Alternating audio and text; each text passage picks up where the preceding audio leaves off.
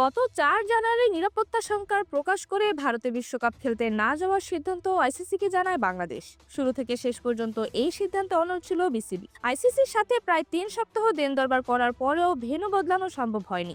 তাই বাংলাদেশকে ছাড়াই বিশ্বকাপের পথে এগিয়েছে আইসিসি। বাংলাদেশকে টি-20 বিশ্বকাপ থেকে বাদ দিয়েছে আইসিসি। বাংলাদেশের বদলে আসন্ন টি-20 বিশ্বকাপে খেলবে স্কটল্যান্ড। শুরু থেকেই বাংলাদেশের প্রতি এমন অন্যায়ের প্রতিবাদ জানিয়েছে পাকিস্তান ক্রিকেট বোর্ড।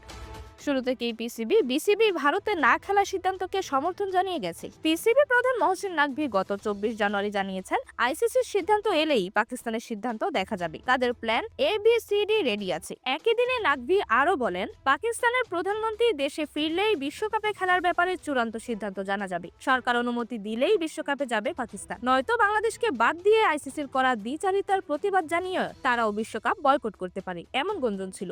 পাকিস্তানি গণমাধ্যম জিও নিউজ তাদের সর্বশেষ খবরে জানিয়েছে, পাকিস্তান সরকার পাকিস্তানকে বিশ্বকাপে খেলার অনুমতি নাও দিতে পারে। আজ সোমবার 26 জানুয়ারি পাকিস্তানের রাজধানী ইসলামাবাদে পাকিস্তানের প্রধানমন্ত্রী শাহবাজ শরীফ এবং পিসিবি সভাপতি মহসিন নাকভির বৈঠক হওয়ার কথা রয়েছে। পিসিবি প্রধান হওয়ার পাশাপাশি নাকভি পাকিস্তানের স্বরাষ্ট্রমন্ত্রীও। বৈঠক শেষেই পাকিস্তানের বিশ্বকাপ খেলা নিয়ে সিদ্ধান্ত আসার কথা। সরকারি এক সূত্রের বরাত দিয়ে জিও নিউজ জানিয়েছে, চূড়ান্ত সিদ্ধান্ত পাকিস্তানের প্রধানমন্ত্রী দেবেন। তবে শুরুর দিকের নির্দেশনায় মনে হচ্ছে সরকার হয়তো পাকিস্তান দলকে টি-20 বিশ্বকাপে অংশ নিতে অনুমতি দিবেন না।